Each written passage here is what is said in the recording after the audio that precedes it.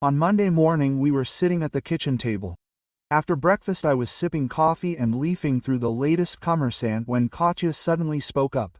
"Igor, put the paper down. We need to talk." Quote. I carefully folded the paper on the table and she continued. "I'm leaving you, Igor. I want a divorce." Quote. That was it. I silently unfolded the paper to the sports section and began reading the results of yesterday's matches. "I'm serious, Igor," she insisted, clearly irritated by my indifference. Her indignation only confirmed the correctness of my reaction. "Damn it, Igor, put the paper down and talk to me." "What is there to talk about?" I answered calmly, without looking up from the article. "Good riddance. It's not such a loss. You've been a lousy wife for the last year anyway, so just go." I put the newspaper down, stood up and headed to my office. I took a notepad out of the desk drawer, tore out a sheet of paper, took an envelope and went back to the kitchen. On the sheet of paper I wrote in a sweeping tone to Roman, "Thank you, thank you, thank you. And thank God that she's finally leaving me." As I was about to put the note in the envelope, I remembered the Russian lotto lottery tickets I'd bought at the kiosk yesterday. I took one out and added it to the letter. I finished writing. "Maybe if you're lucky and win, there'll be enough money for your mistress to stop giving you money. Otherwise, she'll ruin you. Good luck, my friend, you'll need it." Igor signed himself, immensely grateful. He folded the sheet of paper, sealed the envelope, wrote the address and handed it to Katya. "Give it to her when you see it." She took it envelope. Her face showed pure shock. "You know, Katyusha, if you think I'm a blind idiot, it doesn't mean that I really am a blind idiot. Although, perhaps, it would be better if I sent it myself, otherwise you'll open it, read it and throw it away. Why don't you just get out of my life?" I squeezed out. "And since you're leaving, pack your things quickly." "I'm not going anywhere," she got mad. "The only reason I'm not moving out is so that you can't bring your here." I got up, poured coffee into a thermos, topped it up from the coffee pot and headed for the exit. On the way to work, I stopped at the Sberbank branch near my house, closed our joint deposits and debit account, and took the contents of the individual bank safe. Then I popped into the VTB office near work and opened new accounts only in my name. After that, I called the bank, blocked all the additional cards in my wife's name and ordered a reissue only in my name. Having finished with financial matters, plunged into the work routine. After work I stayed late, had dinner with Marina, my personal assistant, in a restaurant at the business center. Over a glass of wine, I mentioned that I was a bachelor again, if her sister was still interested. Marina laughed. "To hell with my sister. If you're free again, I want to be first in line." Marina started out as a simple secretary 10 years ago. She turned out to be so smart that 4 years ago I promoted her to assistant, and 2 years ago to personal assistant to the manager. One Sunday I was having a barbecue at the site and invited Marina. She couldn't make it. My sister came from St. Petersburg. Tatiana turned out to be a spectacular blonde with curves. On Monday, Marina laughingly said that Tanya was crazy about me. I chuckled then. "Just don't tell Katya. She can be wildly jealous." Marina hinted at her interest in me, but I never took it seriously. "Okay, I was joking." "Then Tanya's in second place, and you can take first place." "I'm not joking at all, Igor Viktorovich. I'm absolutely serious. I want to try." "Marina, you can change your mind when you hear my proposal." "And what is it?" "She wants a divorce." "Let her divorce her lover." "I have no idea what their plans are." "She has a lover." Marina was genuinely surprised. "She's been having an affair with the same guy for a year and a half. I think she finally decided that a few days a week is not enough for her, and she's going permanent." "How long have you known?" "A year and a half. Almost from the very beginning." "How did he find out?" "A friend saw her entering the Uncat Mini Hotel with a guy. He called me. I hired a private person, followed her for a week. Collected all the information. 1.5 years. And you did nothing. What can you do? Make scandals, turn life upside down. We have a regime of jointly pressed property, divide everything in half. I would sell the house, split the money, move from the cottage with a swimming pool, sauna and workshop to some apartment. No, thank you. I decided to just ignore it. Let her cook, wash, maintain the house. How could you be with her, knowing about her betrayal? You'd be surprised how quickly love turns to hate, and hate to indifference. I can't believe that a man like you went 1.5 years without sex. Who said without sex?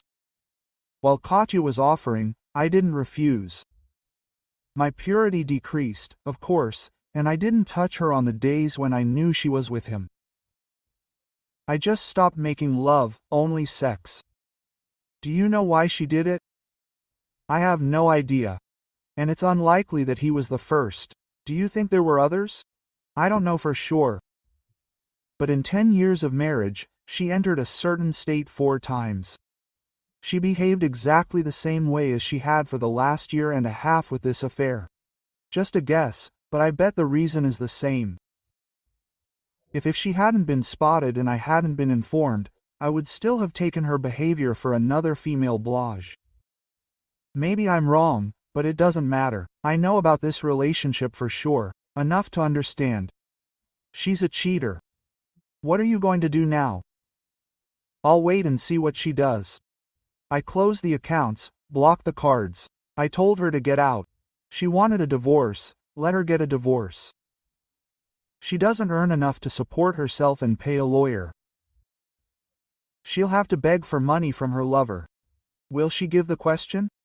I suppose they discussed this before she filed a complaint, but who knows? You're thinking incorrectly, Igor Viktorovich. How is that? If she files for divorce first, she will be in control of the situation. You will be served with a lawsuit, and it could end badly. You can't imagine what she could do. They could force you to leave the house and leave it to her until the hearing. And if she files a complaint about moral and physical abuse, she will receive interim measures, a restraining order. You will hold on away from her and away from the house. You need to set the pace, boss, take the wheel. Make her react, not the other way around. How's that? If you wait for her to file. And if she doesn't? If the lover doesn't give us the money for a divorce, that puts us in the position of adulterers. She can use it against you. She'll say, you cheated and I cheated, we're even. If you file, you can say that from your point of view the marriage is over, and what you do next is legally none of her business, but we'll still be married until the court rules. Being with you is technically adultery. No court will hold it against you if it started after the lawsuit was filed. Looks like I'll have to stay away from you until someone files. If we wait for her, it might take years or just a week, but she'll have control. If you file, you can meet with a lawyer tomorrow morning. She'll be served by Thursday. That'll give me the weekend to work on winning you over. Win me? I'm serious, boss. What's the point of being first in line if you're not going to take advantage of it? She was right, and I knew it. I took out my mobile and dialed Alexei. Lyosha and I had been friends since the 3rd grade. He became a family lawyer, a polite name for a divorce specialist. I explained the situation. He sympathized. He and Svetlana were our friends and he liked Katya. But assured me he would take care of the case in the morning. He asked me to come by at lunchtime to sign the papers, and we'd have lunch at the same time. Quote, just to be a jerk, I added, I need interim measures. I lied that Katya had threatened to do so. If I caused any problems during the divorce, her lover Roman would deal with me. Alexei laughed. Quote, I know it's complete nonsense, but I'll still apply. You do understand that there will be a hearing on these interim measures in 10 days, right? Alexei asked. I can get a ruling and arrange for delivery, but the court must consider the validity before extending the ban. I understand and am ready for this.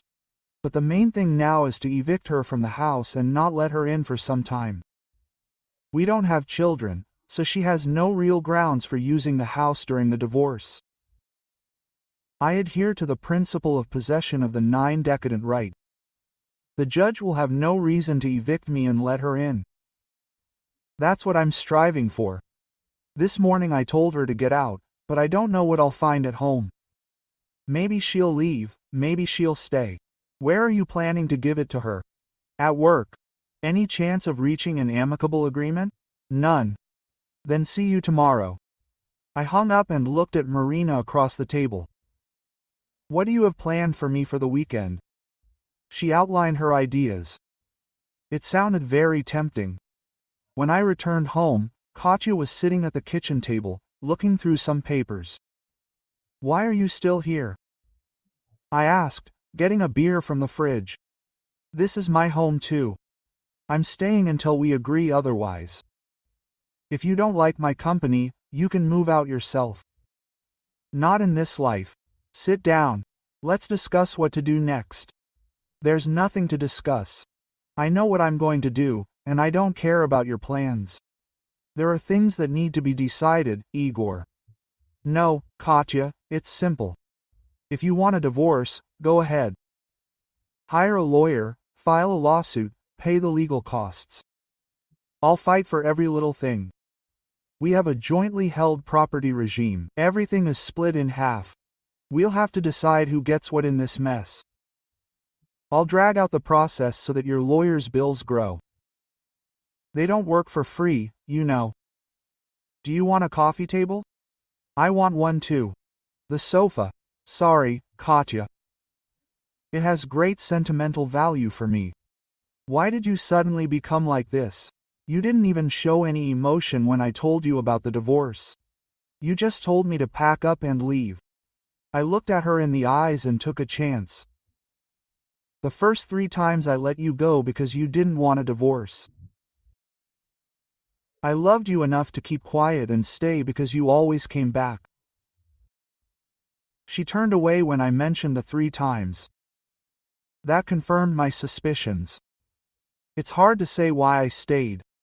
I didn't file for divorce. I thought maybe I did something to anger you and you felt the need to get revenge. Eventually you ended your affairs, and I stupidly thought because I realized that you loved me and came back. I looked at the floor, noticing the stain on my shoes. I thought this thing with Roman was just a repeat, but now I see that I was wrong. I get it. You're just a cheater by nature. If you hadn't decided to leave me for Roman, if you hadn't broken up with him, you would have spread your legs for some other idiot in 6 months or a year. Thinking about it, I realized that some form of revenge was needed. More than anything, I wanted to take a thick belt and beat her until her skin bursts and blood spills onto the floor. But that's a direct road to prison. The only thing I can do without ending up behind bars is to make this divorce as difficult and expensive as possible. You're right, it's your home too. If you've decided to stay, I should let you. But I don't have to like it, and I don't have to talk to you. Move your things to the guest bedroom and stay away from me. I finished my beer and went up to our former bedroom. I think I've accomplished what I set out to do, given her food for thought. Now she needs to discuss everything with Roman, make a decision. It will take time. Time that Alexei will use to serve the claim and get interim measures. Of course, I could be wrong. Perhaps Katya had already met with a lawyer, and the documents were on their way to me. But most likely, by taking the money and blocking the cards, I left her with roughly what I expected when I withdrew the cash. If she had contacted a lawyer, she would have used our money to pay. Of course, Roman could have paid Bill. All that was left was to wait and hope that Alexei would make the first move. Got up in the morning and left before Katya left the bedroom. Had breakfast in a cafe in the morning and made a list of people to call after serving the claim. I wasn't going to let her make me look guilty. I'll tell everyone about the divorce and explain the reasons. At work, Marina said she was looking forward to the weekend. I caught myself thinking that I was looking forward to it too. Met Alexei at lunch and signed the documents. He said that after lunch he would go to the district court office to file a claim. Do you still want to serve it at work? Sure, I think tomorrow around 10. Call as soon as it's served.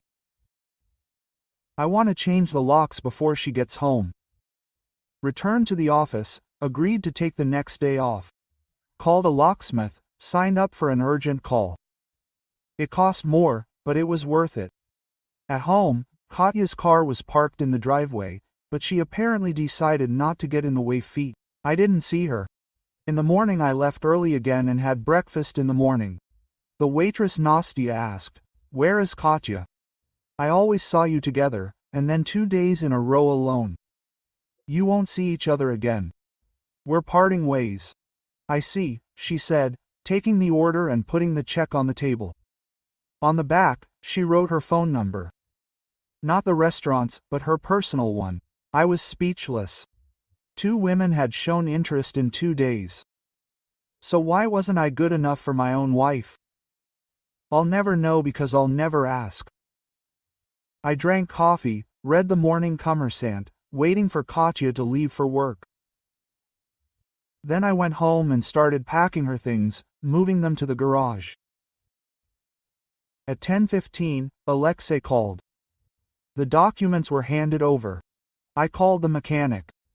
He was already working in 20 minutes. Less than an hour had passed when Katya's car drove into the entrance. She couldn't help but notice the open garage doors and the large cardboard sign.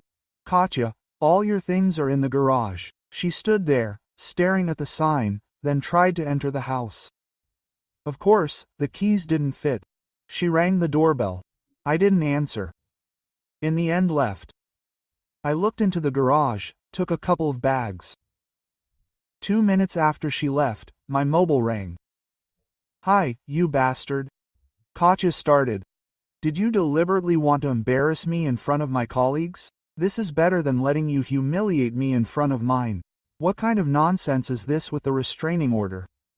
I was afraid you would ask Roman to come and beat my face in for being rude. You know that. I need to get into the house to get my things. All your things are in the garage, Katya. The cat didn't change the lapel. Your remote will work. If something is missing, make a list, tell me where it is, and I'll move it to the garage. Stop fooling around, Igor. You're making things more complicated than necessary." "I'm sorry, Katya. The inconvenience I cause you doesn't make up for the years you've tormented me. But I need to do something for my own mental health. Be glad I haven't become aggressive. And tell dates." After hanging up, I sat down with the phone and started calling everyone on the list. Most were shocked by Katya's betrayal, but 2 were not surprised. One said, "Finally caught you." "Really?" Another noticed, "Always thinking, you have an open marriage. She's always with some guy, and you never mentioned it." Decided to cross these 2 off my friends list. Katya's parents were the most shocked, tried to convince me that I was wrong. They always treated me well, almost like the son they never had. But I was not going to let Katya tell her version and make me feel guilty. If I let that happen, they would think badly of me, and I didn't want that. After the calls, I walked around the house again, collecting Katya's things, then made dinner. I had just finished eating when the guys and the private security company SHCHIT arrived. I have no doubt that Katya will violate the injunction and try to get into the house. Decided to install a video surveillance system. At work, I told Marina that I was ready for the weekend. She beamed with joy, quote, "Tomorrow night we're having dinner and dancing," she said. "That's where we'll start," I replied with a smile. When I got home, I saw exactly what I expected. Katya had taken some of the things and then burst into the house through the door from the garage. The kitchen looked like it had been bombed. Shards of plates and glasses littered the floor. There were broken lamps in the living room, but what made me smile was that she pulled all my clothes out of the closet, dumped them on the floor and urinated on them. All of this was recorded by cameras. Proof not only of a violation of the injunction, but also of malicious destruction of property. Excellent material for the upcoming hearing. I called Alexei. He contacted the police. They arrived, drew up an inspection report, and took photographs. The next day, Katya was detained right at work, taken to the department, fingerprinted, photographed, brought before a justice of the peace with charges of violating a court order and intentionally damaging someone else's property. To my surprise, the judge set a hearing date and released Katya on bail, despite all the mayhem that had been caused. The meeting with Marina went great. We planned a second one for Saturday, which also worked out. On Sunday, we had a great time at a picnic. On Monday, a hearing on interim measures was held. When the judge saw the footage from the cameras, he not only extended the ban, but also ordered Katya to compensate for all damaged property, pay for dry cleaning of clothes and cleaning of the bedroom. Gave her 10 days to comply, otherwise a fine and possible administrative arrest for failure to comply with the court decision. Just to tease me, I hired the most expensive cleaning company I could find. To my disappointment, Katya managed to pay everything the judge ordered. Over the next 2 weeks, I never saw her being held accountable for failure to comply. I met Marina often, but we didn't go further. Apart from kissing, sometimes quite passionately, nothing happened. We were both uncomfortable while I was formally married. However, we were slowly approaching the moment when everything would become serious. The divorce was finalized 6 months later without delay. Standard procedure. The money we had pressed together was divided roughly in half. I refinanced the mortgage in my name and paid Katya compensation for her share. I was saving up in a separate account for an unexpected round-the-world trip for our anniversary. Katya didn't know about this, and I didn't enlighten her. She also had no idea about the deposit certificates in a safe deposit box bought with the last 2 bonuses. There was another small victory. Katya was awarded spousal support for 2 years or until she remarried, but it was set at only $15,000 per month instead of the required $50,000. It was unexpected. Alexei said that we were very lucky with the judges. The one who chaired the hearing on interim measures and the one who handled the divorce turned out to be well acquainted. Apparently, they discussed the cases among themselves. Both had unfaithful wives in the past. Neither believed that an innocent husband should pay for his wife's infidelity. At the same time, they strictly adhered to the law, without going beyond the limits. Things clearly didn't work out with Roman. 7 months after the divorce, Katya lived with her parents. 8 months later, I found myself in the bar of the Easymat Hotel, enjoying a beer and a sandwich with Rosbif. Someone sat down next to me. "I can buy you a beer." My ex-wife's ex-lover turned around. He became curious. He nodded. He called over the waitress and ordered us each a beer. Roman took a sip, put the glass down, stared into it, and began to pick the label off the bottle. A pile of scraps formed in front of him. Quote, "I didn't want to ruin everything for you," he said, without looking up. That night when he met her, she wasn't wearing a ring. He had no idea she was married, and she certainly didn't act like one. She was at a bar with friends and girls from work. I asked her to dance, she accepted. I bought her a drink, invited her to their table. They danced 3 more times. I asked her to meet, she accepted. He fell head over heels in love. A month later, we slept together at every opportunity. At first, we had to rent by the day. I lived with 2 roommates. One was always hanging around the house. I couldn't see her either. She allegedly lived with her sick, disabled mother. She used this to explain why we couldn't see each other more often. She said she could only go out when someone was looking after her mother. He paused, drank some beer, and eventually rented an apartment. There was no need for these mini hotels anymore, although the meetings remained irregular. He was in love, he was planning to propose. I wanted to buy a bigger house for us and her mother. But right before that, an acquaintance asked, "Why am I dating a cheater?" I was ready to hit him, but he told me that Katya was married and had a reputation. It turns out that she cheated on you with his brother 2 years ago. When my brother found out about her husband, he broke up with her right away. Roman shook his head. At first he didn't believe it, then he received your letter. He thought for a week before talking. She burst into tears, claimed that she didn't love you, portrayed you as a drunkard, a tyrant who beats her and morally humiliates her. Insisted that she hated you, but was afraid to leave. Allegedly, you threatened to track down and kill her and anyone she was with. He grinned. By that time, I found out something. I realized she was lying. All thoughts of marriage had evaporated, but she was good in bed. When you kicked her out, he let her move in with me, on the condition that she would be ready to sleep whenever I wanted. Everything was fine until it ended divorce. She started talking about marriage. I put an end to it. Roman was silent for a moment, then continued. My parents divorced because of my mother's infidelity. My father received custody. She remarried. They caught her cheating again. Third husband, same story. I firmly believe that a cheater will always remain a cheater, Katya explained clearly. For now, I agree to casual sex, please. But no more. 3 weeks later, he came home from work. She was gone. He took another sip. There are rumors. You knew about us all along. Why didn't you get a divorce right away? I shrugged. I told you myself, she was damn good in bed. Decided to leave it as is.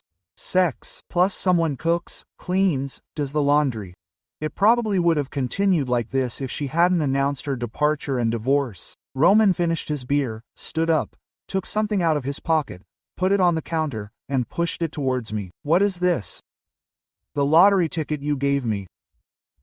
A winning one. Your other half. He handed over a payment order from Russian Lotto. The amount is impressive. Very impressive. I was waiting to give it to her after the divorce, so I wouldn't have to share it with her. For now, I left. When I returned to the office, Yana, my assistant, looked at me. You're like the cat that ate the canary. Lunch was delicious, I smiled. Lunch was impressive, Yana snorted. By the way, Marina doesn't work anymore. Not in the office. At home, she's painting her room. It's going to be a nursery. We're expecting twins. Comments. This is our conversation. Join us. It will be interesting to know what you think about this story.